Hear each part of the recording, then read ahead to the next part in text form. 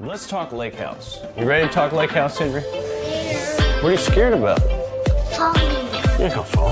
Henry, how long ago did we get that lake house? 10 years? 10 years? I think it was like 2 years ago. I love the water. We love skiing, hunting, fishing, all that stuff. So we've always wanted a little camp on the lake. So a couple years, one popped up available on Lake Claiborne. We bought, don't stretch my shirt. Hate that, bro. Hate. You want me to stretch your shirt?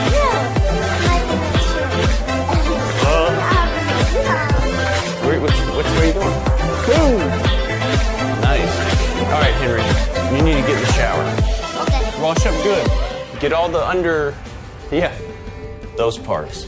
We ended up getting that little camp on the lake. We really enjoyed it. It was a lot of fun. The first year, it was a great project house. I remember in the spring, I found some old barn wood. It had a lot of paint on it, and so I planed a lot of the paint off and put it up on the ceiling. And that was one of the first videos I did.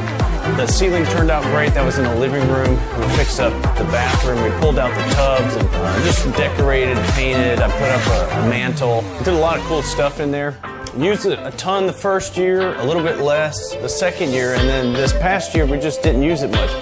Things have just gotten very busy for us. Shooting that pilot, which may end up being a show, and just a lot of other interests. It just ended up we didn't use it as much. Henry and Tiff and I made a lot of great memories in that place. My brother came and we did a video there. We got a nice pontoon boat. I mean, that place really served some great purposes and kind of got us out there, and we know we love that.